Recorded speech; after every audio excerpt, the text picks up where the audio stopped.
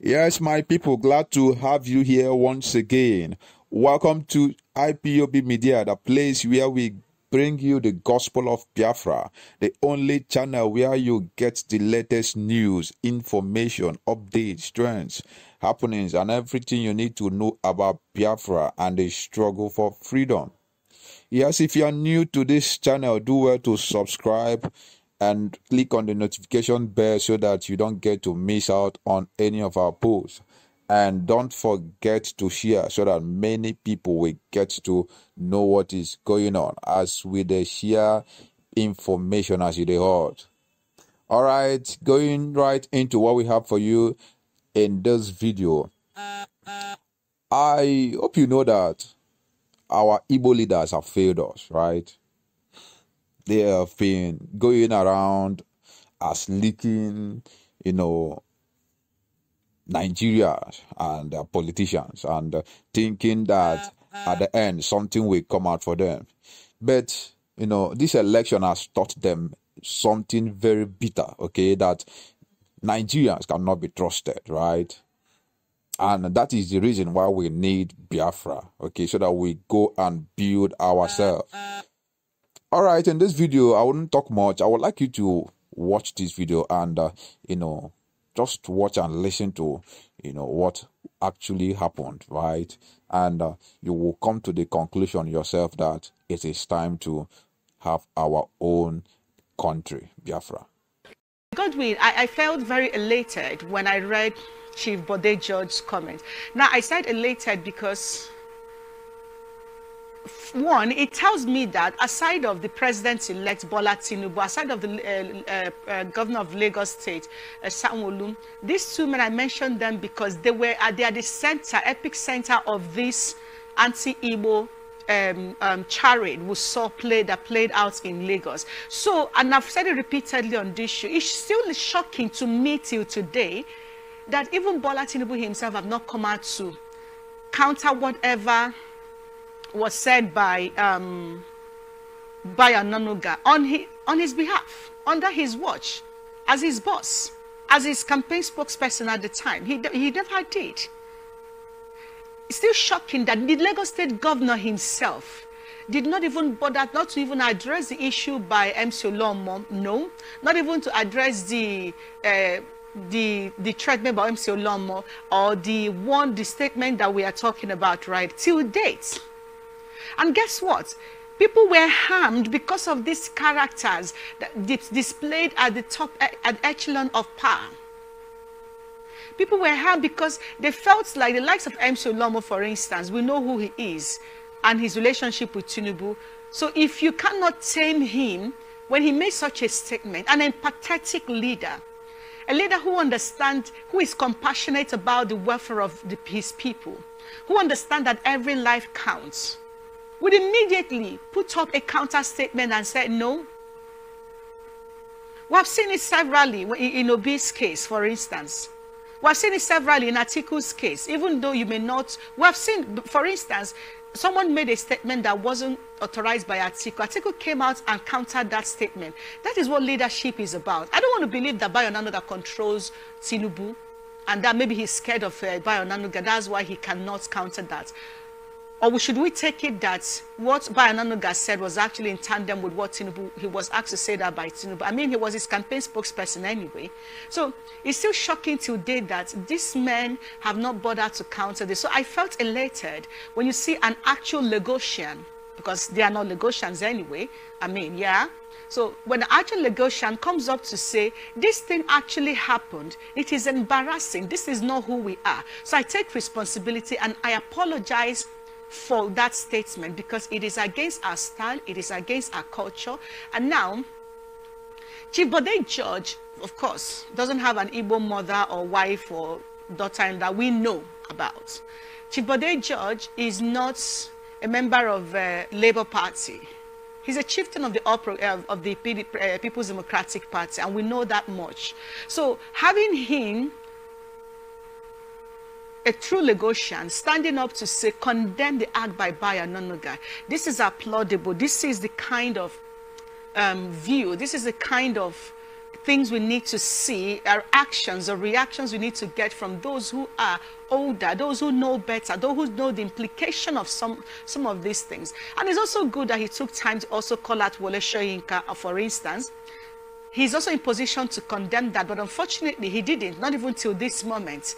Now, but he was able to speak politically, to even attack that Baba Ahmed by asking him to come on a debate with him. Now, it's also important that Chief Bodejo did not stop there. He said that two things that caught my attention also is that he said, we are going to, the actual Lagosians, the elders, they are going to sit there, they are going to meet over maybe this issue and others, so actually drive the narrative of who they are as Lagosians and begin to drive the narrative of Lagos State and not what is being driven by non-Lagosians. Yeah, Yoruba are quite all right, but non-Lagosians who have taken over Lagos for quite some time, who are beginning to paint a picture of what Lagos is not. So it's important that they meet and begin to raise their voices, have a form of a communication, a conference or something, a board, where they can begin to speak up. Let us even know them as Lagosians, and not all of these people that have taken over governance in Lagos State and made it look like, oh, they are defining Lagos to be what Lagos is not. Lagos have always been hospitable. At least for me, I know this much. I lived in Lagos. I had my professional trainings in Lagos. Lagos was habitable for me. Nobody ever made me feel like, oh, I'm not Lagosian. I don't even know, there was even no point where such a conversation, not even in the training school. There was no point when that came up. I can't remember. In fact, the average Yoruba, the average Lagosian I met, like people who reside in Lagos, that's what I mean now, I'm not talking about the natives. They have a way of making you buy into their culture. I remember that period, Godwin, when to eat a wedu, it didn't make sense to me from the preparation, and everything was strange when I came into Lagos, or amala, for instance, and all of that. So but somehow they talked me into trying it, and it was a healthy meal, and it was a good meal. I mean, it's not my kind of staple meal, but it was healthy. It made me see that from a different angle. And then, Igbos will always call Yorubas in the same manner because they love oil. And then they discovered that they made me realize that oil in beans, for instance, is actually good. It's something really cool. And so many other things. I had a good time in Lagos, and Lagos is one place that I would love to live and go back to when I have the time. So having the likes of Bayo Nanuga and those who that are leading him and, not make Lagos conducive for everybody. That is the death of Lagos that they are going after. And like he said, they may end up banning Bayo Nanuga himself. I mean, they own Lagos. He doesn't. I mean, that's much I can do on Anchor's chat. Over now to you, Godwin. Let me say first and foremost, now when you mentioned the ewedu soup, you already whet my appetite here, even in Abuja, because Lagos has been a home for all. We get to try a lot of things when you're in Lagos. You get to experiment on different meals and delicacies. But you see, Vivian, I'm a bit disappointed at this point in time. With first and foremost the security apparatus of Nigeria. I'm disappointed with the governor of Lagos State. I'm disappointed with the political structures of the All Progressive Party, even till date. And at this point in time, first and foremost, I think that the security apparatus should have weighed into this issue and try to even pick Bayo or pick Msulumo and probably charge them for something, just for something at least to serve as a deterrent for Nigerians that are trying to tear the country into along ethnic lines. We should have been able to get this going. But till now, no security apparatus, no security architecture in the country has even dared to even want to speak about this issue. It's shameful, Vivian. Looking at it also, the presidency and those in the political corridors have been silent and mute about this whole incident and issues. Nobody want to talk about it. Vivian, going through to the All Progressive political party, they've been mute about this issue. The only time the Lagos State Police Command, Benjamin Odeyi, came to speak about this issue of ethnic cleansing and ethnic sentiments was when we have Sionuomos speaking and threatening the lives of Igbos in the state. I was again disappointed when Professor Wole Soyinka was attacking Dati. I felt that that strong muscle should be flexed on other issues that borders on sensitivity of Nigerian. But then again, like you said, I was delighted yesterday when I saw Bode George come speak out and apologize publicly to the Igbos and try to appeal to their subconsciousness that we are one Nigerians, we are one people, and we share a lot of things in common. Lagos is your home. I was a bit excited, at least for once. We get to see somebody build back hope for Nigerians, build back some form, because we are teared along ethnic line, Vivian, if you like it or not. This election succeeded in tearing us apart into different ethnic biases, and it's really sad as a people that we don't even know our direction right now. But then when you see elder statesmen right now come out to say, hey, we are one people, we are a family. Lagos is a home for all, it's a commercial hub of Nigeria, it's a commercial hub of Africa. Now this gives us, especially those of us in the media space, it gives us hope that Nigerian can succeed, that Nigerian can be built, and Nigerian can sustain the pace it has maintained over years. But then Vivian, again, what bothers me right now is the fact that Bode George is just the one person that is trying to speak out and try to unify the diverse ethnic groups in Lagos State and Nigerian on board. Now, Bode George is just one man, and Bode George does not constitute a political authority as far as Lagos State is concerned. It's just a chieftain of the People's Democratic Party. Now, when I say we're going to meet with elders, now most of these elders have affiliation with political parties. Are we now saying at this point in time that the elders in Lagos State are going to come out publicly to apologize to non-indigents of Lagos State, knowing fully well at this point that Bayo Onanuga was speaking not just for Lagosians, he was speaking also for the large majority of the Yoruba-speaking people, which we call the Afro-Asiatic speaking people of the western part of Nigeria. Now, we've not seen Westerners and Western geopolitical, the Southwest geopolitical zones statesmen come out to condemn this act, not just for Lagos State, but for the entire southwestern Nigeria. Now, does Bode George command that ethnocentric authority to be able to navigate through and to compel apologies across this region? It's really cause for concern at this point, Vivian. Vivian, also at this point, looking at it also in the culture of the typical western part of Nigeria that has to do with hospitality, like you've rightly said, we begin to ask this question. If what Bayo Onanuga, what he has said is contravenes what the West stands for as a mantra, which has been hospitality from the onset, so why then are we not coming out in mass? Why then are people from the West not coming out in their numbers to condemn this whole act and some sayings by these political actors and political juggernauts, like you like to say?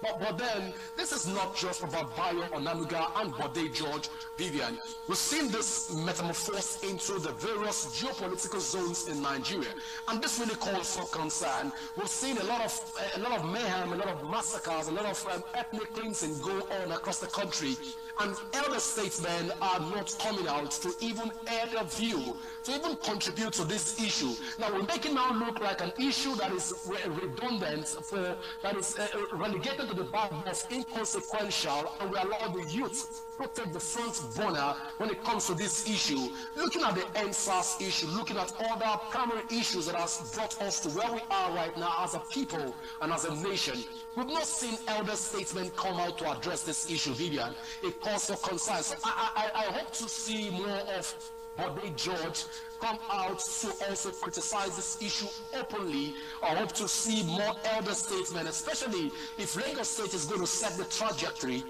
Then the Oba of Lagos will need to also put his feet down and probably, I know that in Yoruba culture it is difficult for a king to apologize. Yes, Yoruba culture's kings don't apologize.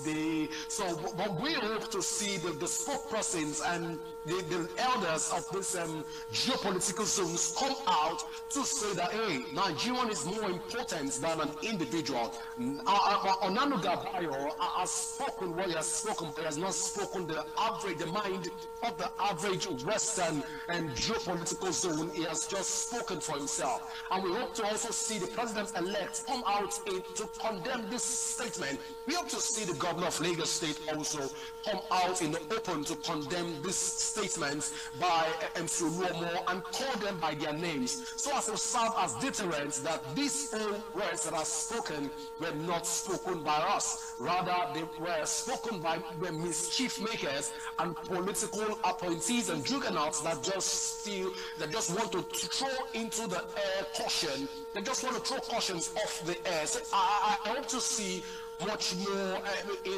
intertwining conversations that will play out in the weeks to come and days to come. But so far, so good, Vivian. If you look at it in generality, Lagos was indeed a home for all.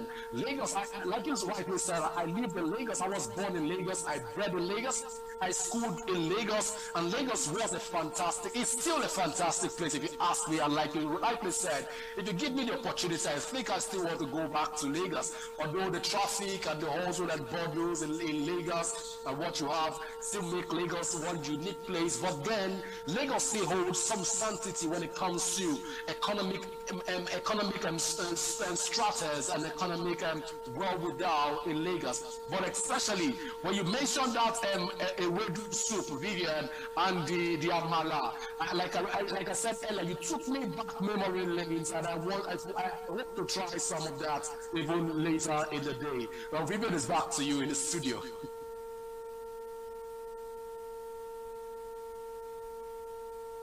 To admit it or not, but everything happens in Lagos. If you talk about the entertainment industry, they are not just called the center of excellence or the commerce nerve of the country or even Africa for no reason. It's not just Lagosians, and I believe that's why Chief Bode George is coming out to stamp his feet on the ground to clearly make a bold statement and to disassociate himself and Lagosians from the comments made by Bayo Onanuga, and of course, questioning why the likes of Tinubu, Shoyinka are yet to speak up on this particular issue. And of course, if you also remember why this Tinubu's silence again is also driving a lot of the Igbo sentiment, anti-Igbo sentiment. For instance, that in his transition, the first list I believe he released of his transition committee, there was no Igbo man mentioned, or Igbo person mentioned there. And that also began an issue of he is against the Igbos. And when you have all of these layers going into which I don't totally agree, because like I said, one of the shows here, Tinubu have appointed Igbo people into his cabinet. Give it to him. I don't know, he may not be that person, but his silence again speaks volume. And like you said, Godwin, we hope that they will not deny us our Ewedu and Gbegiri, the things we love about Lagos, the fun, the entertainment part of it. Even if the career part of our life, God, do you agree with me that everything happens in Lagos? And we hope that the move by Bode George saying that the elders of Lagos will meet, the actual Lagosians will meet, and begin to address some of these issues. We look forward to that, because that is what it should be. The truth is that peace is priceless. Like we always say here, peace and unity are the pathway to progress. If you begin to tear down the walls of peace and progress in every state or everywhere you are, you're beginning to tear down the path to progress, and that's what that simply means. So it's also very important to put statements like this out to say Lagos is home for all, and it's not just, and we cannot say it's no man's land. That is also wrong for those who say that. No. Lagos is home for all, because these people are hospitable, they are receiving, they are welcoming. And we hope that everyone, including Igbos, who make some of this comment that is being alleged, I'm here to find one anyway, but if there are people who make this comment that is talking the embers of war, this tribal sentiment, we all need to watch it, because at the end of the day, if we all agree to be one country in peace and in unity, we will grow, we will become the actual giants of Africa. All right, you've heard it all. You've seen that we can't live together with these people, right? And this is the reason why we are, agitating and calling for our nation, where we are one and build ourselves, right? Okay, I would like to see your comments right in the comment section. Share your thoughts. Let us know what you think. If you have some criticism, do so in a respectful manner, right? And If you're not yet subscribed to this channel, do so, right? Subscribe, click on the notification bell so that you don't get to miss out on any of our posts and videos. And also share so that many of our brothers and sisters will get to know what is up, right? Thank you very much. God bless you.